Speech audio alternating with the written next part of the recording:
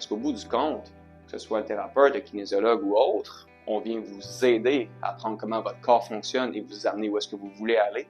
Vous êtes la seule personne qui a vraiment le pouvoir de changer et de vous adapter ou de guérir dépendamment de la situation.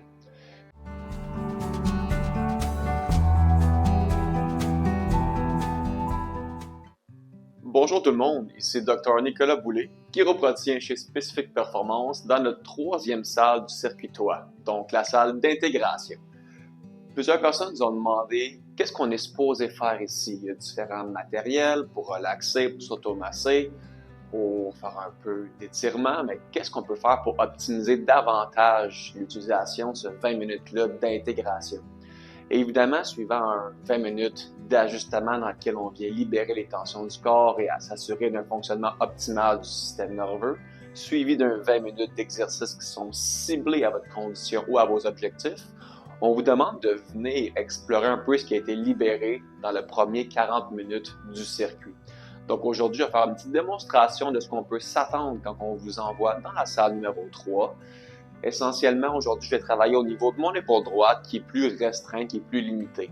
De ce que je vais faire simplement, c'est aller chercher à trouver mes tensions puis tenter de les libérer avec soit des étirements, soit de l'activation, soit un peu de proprioception. Bref, on va y aller comme le corps nous le guide. Vraiment, on va suivre son intuition ou un peu plus ce qu'on appelle un flow. Puis on va adapter au fur et à mesure. Donc, vous pouvez soit tenter de suivre à la maison, tenter de vous inspirer ce qui est fait. Vous pouvez prendre votre propre musique ou m'accélérer le vidéo, mais je vous invite à juste observer comment je travaille, puis tenter de cibler ou d'imiter un peu ce qui est fait durant vos prochains passages afin d'optimiser vraiment le potentiel de cette salle-là. Évidemment, vu que c'est l'épaule droite, je vais commencer à juste bouger puis donner des indications au fur et à mesure que je bouge.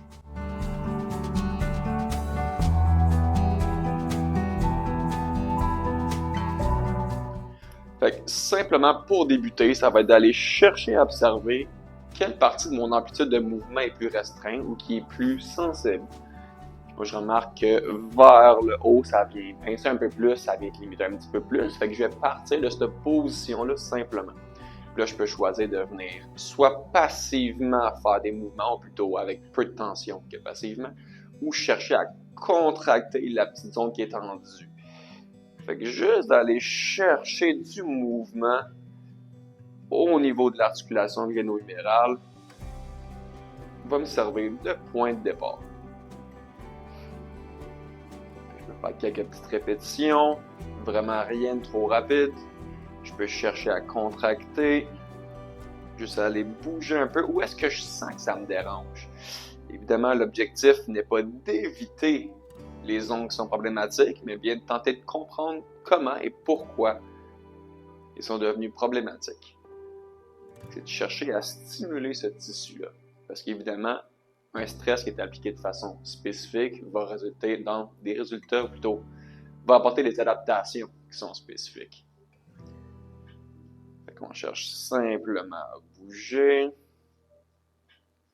à venir bien réchauffer, tenter de comprendre qu'est-ce qui a été libéré, qu'est-ce qui a été changé durant votre premier 40 minutes.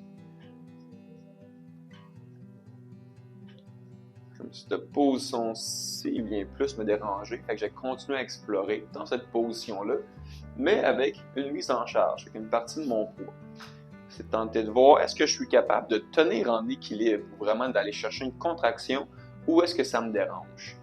Soit pour aller chercher de l'activation pour stabiliser l'épaule, ou encore une fois, simplement y mettre un peu de stress pour favoriser une adaptation optimale.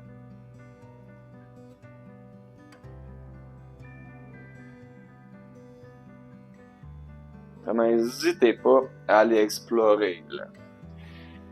Gardez en tête que vous voulez toujours avoir ces petites sensations-là d'inconfort au premier plan, mais tentez d'intégrer tout votre corps dans ce que vous faites.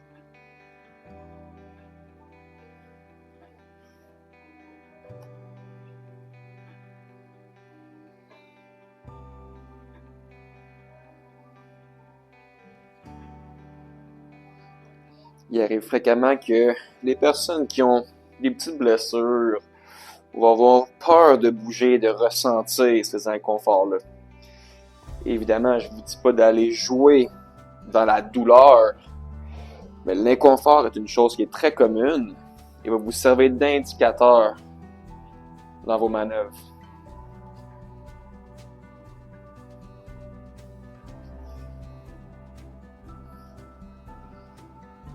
Une des parties importantes, c'est de ne pas passivement se laisser tomber dedans. Gardez toujours un peu de stabilisation, avec une contraction vous permettant de vous sentir en sécurité dans vos manœuvres.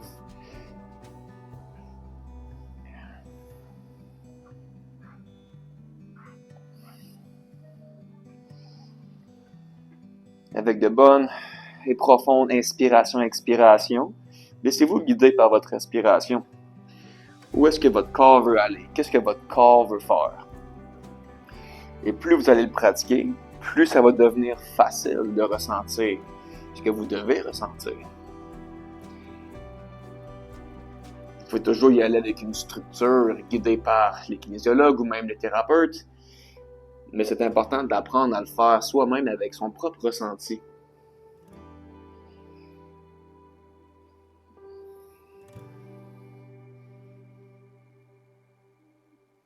Puis il est même possible d'ajouter différents outils dans ces positions-là ou ces situations-là. Je pourrais ajouter une balle où est-ce que je sens que je suis tendu. Je pourrais avoir notre collier automassage. Je pourrais avoir un gun à massage. Mais pour le bien de la démonstration, je vais y aller vraiment avec le minimum d'outils possible. Parce qu'encore une fois, mon but n'est pas de surstresser le tissu, mais bien d'observer qu'est-ce qui est différent, où sont mes nouvelles limites. Si vous ne prenez pas conscience de ces nouvelles limites-là, c'est plus difficile à votre système nerveux de venir utiliser ce qui a été gagné dans le premier 40 minutes et de le transposer sur votre quotidien. Fait que si vous bougez de la même manière que vous bougez avant de venir, ben, vous êtes un petit peu moins efficace que si votre corps sait qu'il peut aller chercher ces amplitudes-là différentes. Consciemment ou inconsciemment, il va l'utiliser.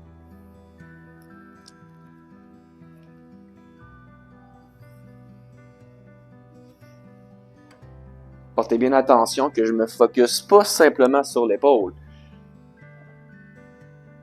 Le corps au complet va influencer la mécanique de l'épaule, particulièrement la mécanique ou la biomécanique au niveau de la colonne thoracique, au niveau de la colonne cervicale,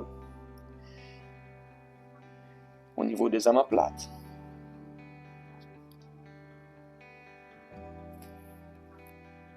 En bougeant comme ça depuis le début, je sens déjà que mon épaule, ce qui me dérangeait initialement, commence à moins me déranger. Donc je sais que je suis capable de venir gérer par moi-même une partie de cette tension-là ou cet inconfort-là.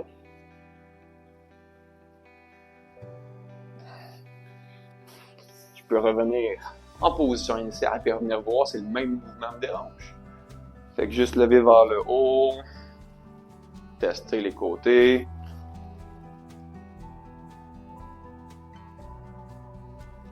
Donc la sensation que j'avais initialement est encore présente, mais nettement diminuée. Donc je sais que je suis sur une bonne partie. Je peux continuer à prendre d'autres matériels et continuer de faire les mêmes choses, juste changer le stimuli ou comment que je travaille. Par exemple, si c'est qu'un bloc de mousse qui a un peu d'instabilité, je peux aller chercher à avoir une mise en charge qui est vraiment progressive au niveau de l'épaule et habituer la main à venir être stable, à venir être contractée, ce qui se transpose dans mes tâches. Encore une fois, l'épaule, oui, la douleur ou l'inconfort peut être présente là, mais la dysfonction peut débuter d'ailleurs, soit d'une utilisation qui est inadéquate des mains ou un positionnement de la colonne vertébrale qui n'est pas adéquat. Fait que renforcer ces structures-là et les synchroniser ensemble facilite le processus.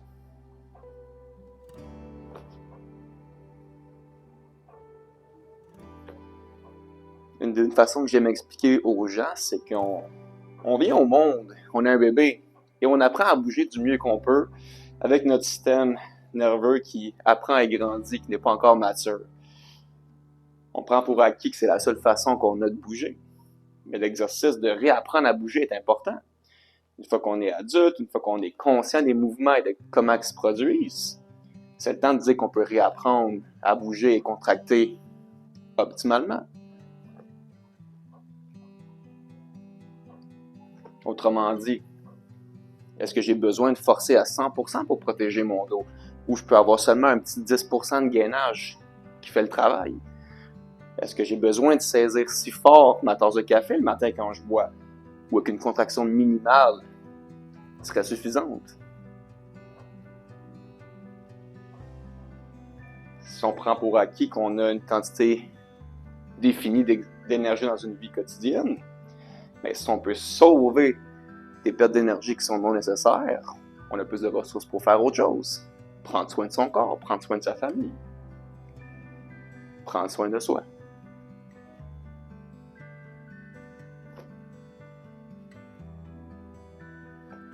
Avec ces manœuvres-là que je fais depuis le début, je remarque que latéralement à ma main, j'ai plus de tensions qui s'accumulent, qui sont plus présentes.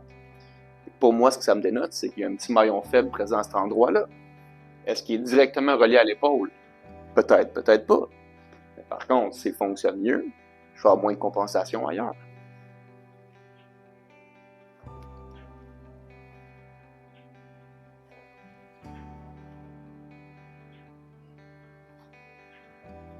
Une des parties importantes est que, même si c'était l'épaule qui était la partie principale que je voulais travailler au début, j'en suis arrivé à ma main.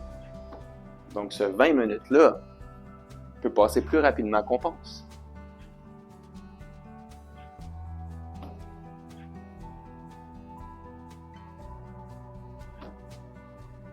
Puis ce simple exercice-là peut être changé. Je peux faire plus de pression ou de contraction au niveau de la musculature intrinsèque de la main. Je peux choisir d'avoir le mouvement qui est plus stable à partir de l'omoplate ou à partir du bras. Je pourrais dire que je contracte mon triceps à 50% avant de faire le mouvement, ou à 30%, ou à 0%. La tâche ne sera pas changée, mais ce qui vient assister le mouvement va être adapté. On appelle ça des degrés d'isotonie qui sont variables.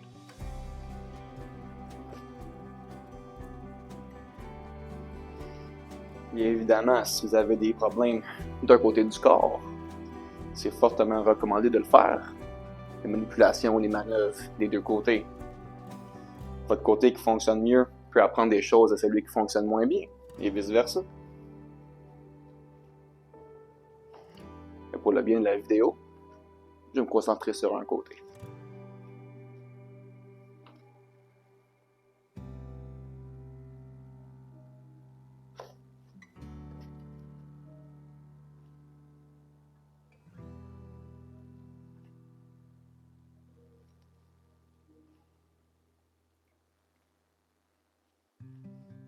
Évidemment, si votre vie quotidienne a un horaire qui est chargé, ça peut être difficile de trouver ce temps pour faire là. Ce qu'on recommande, c'est quand vous venez ici, ça vous force à prendre ce temps-là pour vous. Mais à la maison, il y a moyen de faire ça en double tâche.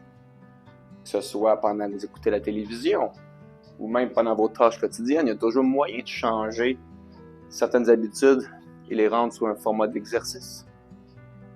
Ça nous fera un plaisir de vous donner des conseils là-dessus.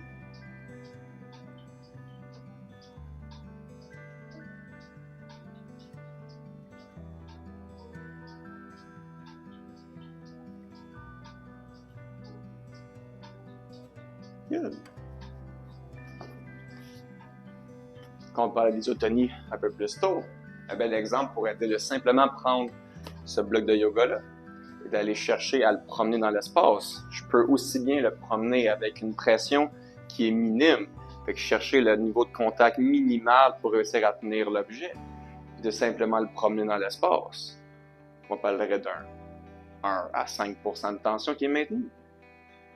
Je cherchais à déplacer en ayant quelque chose qui est activé au niveau du poignet.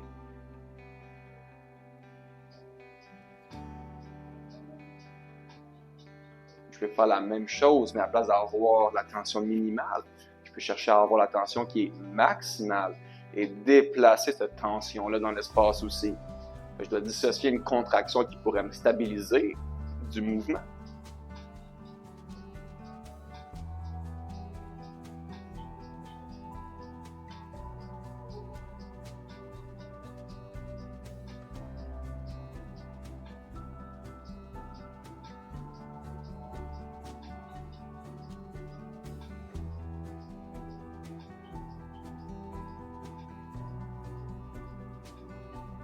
Évidemment, ces mouvements-là seront moins ciblés comme étant des exercices de renforcement. Par contre, la connexion du cerveau vers les structures est nettement travaillée. Celle-là se transpose dans votre vie quotidienne. Puis en contractant un certain degré, je vous confirme que vous allez le sentir. Il va y avoir un certain burn, une certaine brûlure de travail.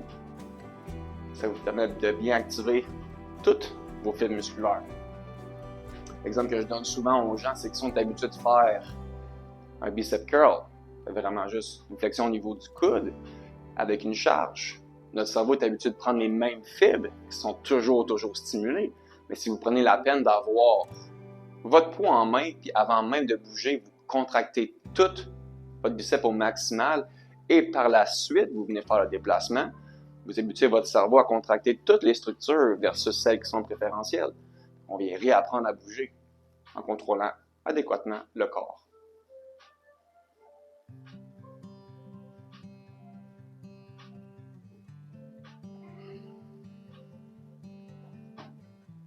Le même principe peut s'appliquer aux élastiques, simplement. Je peux venir forcer minimalement dans l'élastique, avoir une contraction qui est maximale, par la suite déplacer l'élastique. Je peux chercher à mettre sous tension ce qui me dérangeait dans l'épaule, donc trouver la position dans l'espace qui était plus dérangeante, puis par la suite tenter d'activer cette fibre-là.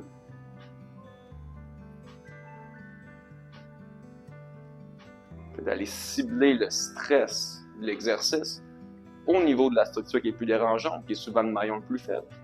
Fait que réapprendre à le contracter, à le stabiliser. Où va la tension? Où va l'adaptation? Fait qu'on ne cherche pas des mouvements qui sont compliqués dans cette salle-ci. Vraiment juste vous habituer à réutiliser votre corps d'une manière qui est différente et complémentaire à ce que nous, on vient faire.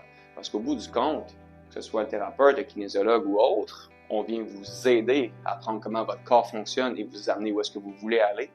Vous êtes la seule personne qui a vraiment le pouvoir de changer et de vous adapter ou de guérir dépendamment de la situation. J'espère que ça répond à certaines de vos questions et on vous souhaite de passer une belle journée et vous voir bientôt chez nous. Pense à toi.